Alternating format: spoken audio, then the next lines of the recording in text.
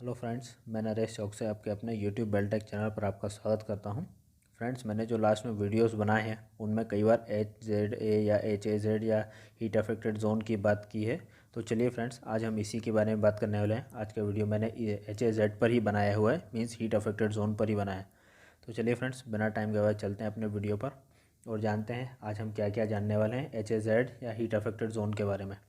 आज हम जानेंगे what is HAZ, the colour coding, factors affecting HAZ, factors affecting HAZ with effects of HAZ, how to reduce HAZ। HAZ को मैंने short form में लिखा हुआ है ताकि ज़्यादा लंबा ना हो। इसका मतलब होता है हीट अफेक्टेड जोन। तो चलिए फ्रेंड्स, अब बात करते हैं HAZ क्या होता है, व्हाट इज़ HAZ। HAZ का फुल फॉर्म होता है हीट अफेक्टेड जोन।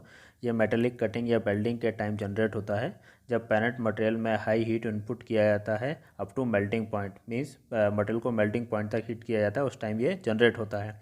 हीट का कुछ अमाउंट वेल्डिंग या कटिंग पोर्शन के नियर बाई भी ट्रांसफ़र होता है क्योंकि मेटल जो हमारा पेरेंट मटेरियल है वो गुड कंडक्टर ऑफ हीट होता है। इस हीट ट्रांसफ़र से मटेरियल की प्रॉपर्टीज़ भी अफेक्ट होती हैं। Heat affected zone generally bluish colour का होता है और ये डिपेंड करता है कि कितना टेम्परेचर मटेरियल ने गेन किया है, उसके ऊपर कलर कोडिंग होता है, जो कि हम आगे देखने वाले हैं। ये मेनली डिपेंड करता है कि कितना अमाउंट में हीट ट्रांसफ़र हो रहा है। हीट अफेक्टेड जोन में मेटल को मेल्ट नहीं होता है, लेकिन यह मैकेनिकल और मेटलर्जिकल प्रॉपर्टीज़ को अफेक्ट करता है, साथ में माइक्रो स्ट्रक्चर्स को भी चेंज करता है पेरेंट मटेरियल के। ये भी माना जाता है कि ये पेरेंट मटेरियल का वीकेस्ट एरिया होता है।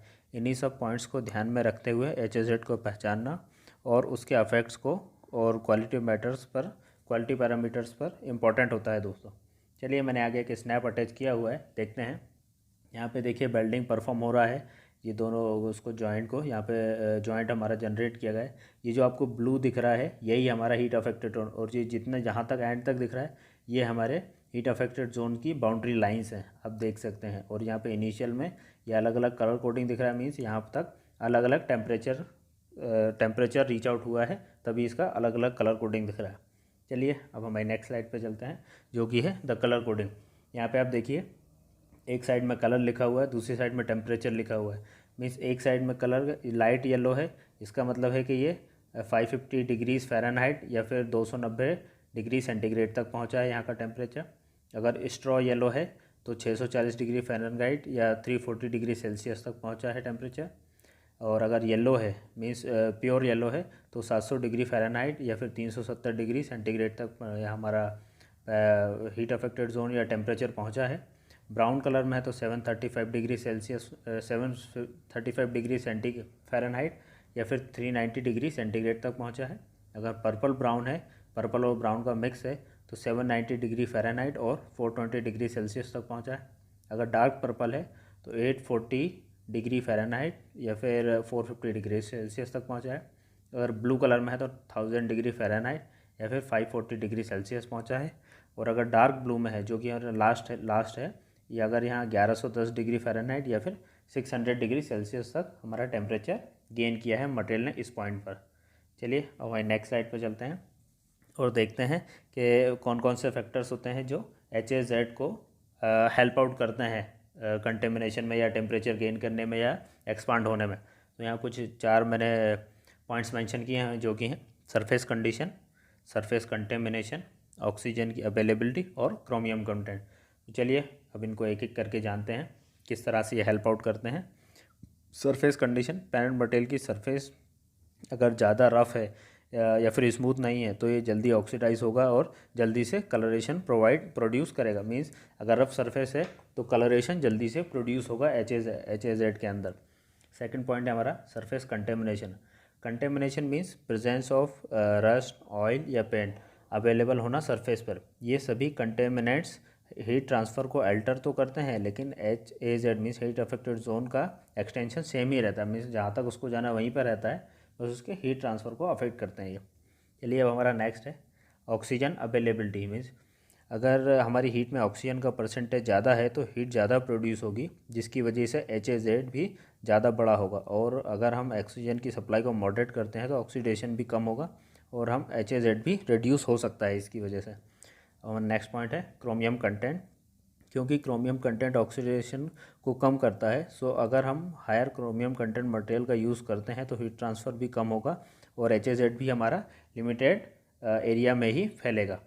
चलिए फ्रेंड्स, अब देखते हैं आगे क्या है। फैक्टर्स अफेक्टिंग HAZ विथ, मतलब HAZ की विथ को कौन कौन से फैक्टर्स अफेक्ट करते हैं वो जानते हैं। पहला है थर्मल डिफ्यूजिविटी, दूसरा है selection of cutting and cutting या बेल्डिंग मेथड, थर्ड है थिकनेस ऑफ पेरेंट मटेरियल। चलिए अब इनको एक एक करके डिस्कस करते हैं। पहला है थर्मल डिफ्यूजिविटी। थर्मल डिफ्यूजिविटी या थर्मल कंडक्टिविटी ऑफ मटेरियल और डेंसिटी ऑफ मटेरियल का रेशो होता है। Means thermal conductivity divided by density of material का रेशो होता है। अगर पेरेंट मटेरियल की थर्मल डिफ्यूजिविटी ज़्यादा हो तो इसका मतलब है कि मटेरियल में हीट ट्रांसफ़र फास्टर होगा, मीन्स ज़्यादा होगा, और यही मटेरियल को जल्दी ठंडा मतलब कूल डाउन भी यही करेगा, जिसकी वजह से HAZ छोटा हो जाता है। वहीं अगर थर्मल डिफ्यूजिविटी कम है तो पेरेंट मटेरियल में तो हीट ज़्यादा देर तक स्टे करेगा और हमारा HAZ भी बढ़ेगा। चलिए अब सेकंड पॉइंट को देखते हैं, जो कि thickness of parent material. Thin sheets में हीट अप जल्दी होती हैं, जिसकी वजह से HAZ भी बड़ा जनरेट होता है। मीन्स थिन शीट्स या शीट मेटल में HAZ ज़्यादा होता है। चलिए अब नेक्स्ट पॉइंट देखते हैं, वो है selection of welding and cutting method. किसी भी टाइप की कटिंग या बेल्डिंग डिफरेंट होती है हीट इनपुट के केस में, और उसी से HAZ डिसाइड होता है। अगर हम फ्लेम कटिंग की या आर्क बेल्डिंग की बात करें तो इसमें हाई हीट इनपुट होता है, जिसकी वजह से HAZ भी बड़ा होता है। और अगर हम वहीं लेज़र कटिंग की बात करें तो इसमें लेस हीट इनपुट होता है as compare to fuel flame, और इसका आर्क सेंटर्ड होता है, जिसकी वजह से नैरो HAZ जनरेट होता है, क्योंकि इसमें ज़्यादा हाई हीट इनपुट नहीं होता है as compare to fuel flame. वहीं अगर हम वाटर जेट कटिंग या शेयरिंग की बात करें तो इसमें हमारा HAZ और भी छोटा हो जाता है, क्योंकि इसमें पेरेंट मटेरियल को ओवरहीट नहीं किया जाता है। चलिए फ्रेंड्स, अब देखते हैं नेक्स्ट स्लाइड में क्या है, affects of HAZ on parent material, मतलब HAZ का पेरेंट मटेरियल पर क्या अफेक्ट होता है। तो ये है पहला, chemical and metallurgical pro changes, मतलब केमिकल और मेटेलिकल चेंजेस हो जाते हैं, वो भी देखेंगे, हम आगे डिस्कस करेंगे। ऑक्सीडेशन, फेस चेंज, कोरोजन और हाइड्रोजन एम्ब्रिटलमेंट। चलिए अब इनको एक एक करके डिस्कस करते हैं फ्रेंड्स। पहला पॉइंट था हमारा chemical and metallurgical changes. Materials के हीट अप होने पर इसका मॉलिक्यूलर स्ट्रक्चर एक्सपांड हो जाता है, और अगर applied heat change over the cross section, इसकी वजह से अनइवन एक्सपांशन होता है और मटेरियल कॉन्ट्रैक्शन या डिस्टॉर्शन हो जाता है। मीन्स जो आपने कई बार हीटिंग के बाद हमारा मटेरियल बैंड हो जाता है या सैगिंग हॉगिंग की कंडीशन इसी की वजह से जनरेट होती है। हमारा सेकंड पॉइंट है ऑक्सीडेशन। जब मटेरियल में हाई हीट इनपुट करते हैं तब मटेरियल ऑक्सीडाइज फिनोमिना को अचीव करता है, और यही रेस्पॉन्सिबल होता है ब्राइट कलर बैंड का HAZ में। जो आपने ब्राइट कलर देखा है वो ऑक्सीडेशन, मेनली ऑक्सीडेशन की वजह से ही होता है। चलिए अब देखते हैं next point, face change.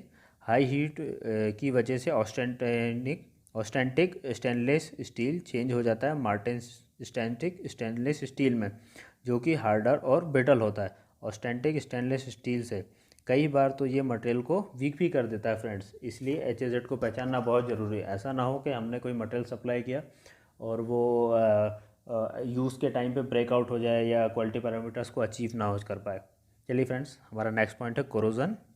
Materials में हाई हीट इनपुट की वजह से क्रोमियम लॉस होता है, जो कि कोरोजन रेजिस्टेंट प्रॉपर्टी को भी कम करता है फ्रेंड्स। इसी की वजह से स्टेनलेस स्टील में भी कोरोजन आ सकता है, ये एक मेन रीज़न है फ्रेंड्स। चलिए अब देखते हैं हाइड्रोजन एम्ब्रिटलमेंट, जो हमारा लास्ट पॉइंट है। हाइड्रोजन एम्ब्रिटलमेंट का मतलब होता है हाइड्रोजन का मेटल लैटिस में कन्वर्ट होना, जिसकी वजह से डक्टिलिटी और टफनेस भी कम होती है। डक्टिलिटी और टफनेस हमारी मैकेनिकल प्रॉपर्टीज़ पे आती है फ्रेंड्स, ये बहुत इंपॉर्टेंट होती है मटेरियल के लिए। हाई हीट इनपुट या टेम्परेचर इनपुट हाइड्रोजन एम्ब्रिटलमेंट को भी बढ़ाता है फ्रेंड्स। तो चलिए फ्रेंड्स, आगे मैंने एक स्नैप अटैच किया हुआ है, जो कि शो कर रहा है कि कितने कितने हीट HAZ पर जो हमारा कलर कोडिंग था कितना टेम्परेचर जाएगा तो क्या क्या प्रॉपर्टीज़ अफेक्ट होंगी। जैसे सबसे पहला हमारा जो फर्स्ट दिख रहा है वो अनअफेक्टेड बेस मटेरियल, मीन्स यहाँ पे बेस मटेरियल कोई अफेक्ट नहीं हुआ। अगर सेकंड पे हम जाते हैं तो ये टेम्पर्ड जोन है हमारा, यहाँ पे थोड़ा सा टेम्परेचर गेन किया। इसके बाद पार्शियल ट्रांसफॉर्म जोन हो रहा है। इसके बाद रिक्रिस्टलाइजेशन जोन हो रहा है। फिर यहाँ पे ग्रेन ग्रोथ, मतलब जो टेम्परेचर गेन की वजह से उसने ग्रेन ग्रोथ कर रहे हैं उसके। फिर सॉलिड लिक्विड बाउंड्री, मीन्स जहाँ पे पेरेंट मटेरियल मेल्ट होता है वो वाली बाउंड्री है। फिर सॉलिड बेल्ट मेटल, ये बेल्ट का पोर्शन हो गया, और जो लास्ट है हमारा मैक्सिमम टेम्परेचर यहाँ पर अचीव कर रहा है, और ये उसका कलर कोडिंग भी दिया है, जो मैंने लास्ट स्लाइड्स में आपको कलर कोडिंग दिखाए थे उसका भी ये दूसरा एक डायग्राम है फ्रेंड्स। चलिए फ्रेंड्स, अब बात करते हैं कि HAZ को कैसे कम किया जा सकता है। HAZ हमारे लिए एक अनचाहा बाय प्रोडक्ट होता है वेल्डिंग या कटिंग प्रोसेस का। हम इसे कम्प्लीटली एलिमिनेट तो नहीं कर सकते अपनी प्रोसेस से, लेकिन हाँ कुछ मेथड्स को फॉलो करके इसे कुछ हद तक रोका ज़रूर जा सकता है, जैसे एक्सपोजर टू हीट या फिर पोस्ट फॉर्मेशन ट्रीटमेंट। चलिए अब इनको एक एक करके डिस्कस करते हैं। एक्सपोजर टू हीट को करते हैं पहले।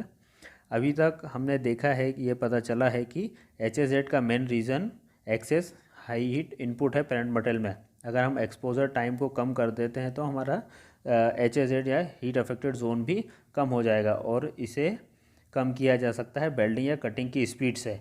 अगर ऑपरेटर प्रोसेस को फास्ट कर दे और मटेरियल को कम एक्सपोजर करे टू हीट, तो हमारा हीट अफेक्टेड जोन कम हो सकता है फ्रेंड्स। चलिए हमारे सेकंड पॉइंट को देखते हैं, जो कि है पोस्ट फॉर्मेशन ट्रीटमेंट। एक बार HAZ क्रिएट होने के बाद हम इसे पूरी तरह से ख़त्म नहीं कर सकते, बस इसके अफेक्ट्स को कम किया जा सकता है फ्रेंड्स। अगर हम बेल्डिंग के बाद HAZ की बात करें तो प्री बेल्ड और पोस्ट बेल्ड हीटिंग से स्ट्रेस और डिस्टॉर्शन को कम किया जा सकता है। जो हीटिंग की वजह से मटेरियल में जो स्ट्रक्चर में चेंजेस होते हैं, उसकी वजह से जो स्ट्रेस आता है, जिसकी वजह से मटेरियल भी ब्रेकआउट हो जाता है, उसको हम हीटिंग से रिलीव आउट कर सकते हैं। स्ट्रेस रिलीविंग प्रोसेस बोलते हैं उसको। और डिस्टॉर्शन, जो हमारा मटेरियल बैंड होता है या सैगिंग हगिंग कंडीशन में आता है, उसको भी प्री पोस्ट बेल्ट से ठीक किया जा सकता है। कुछ केमिकल प्रोसेसेस भी होती हैं जिससे इसके अफेक्ट को कम किया जा सकता है। कई बार जो हमारा मटेरियल है जो HAZ की कंडीशन में, उसको मशीनिंग से भी हम स्ट्रेस रिलीव आउट करते हैं या डिस्टॉर्शन को उसके ख़त्म कर सकते हैं फ्रेंड्स। तो चलिए फ्रेंड्स, मुझे आशा है आपने आज के वीडियो से कुछ ना कुछ सीखा होगा। आपको ये वीडियो कैसा लगा हमें कमेंट बॉक्स में कमेंट करके ज़रूर बताएं। वीडियो को लाइक कर चैनल को सब्सक्राइब करें और नोटिफिकेशन वाले बेल आइकन को भी प्रेस करें। Thank you friends, thanks for watching.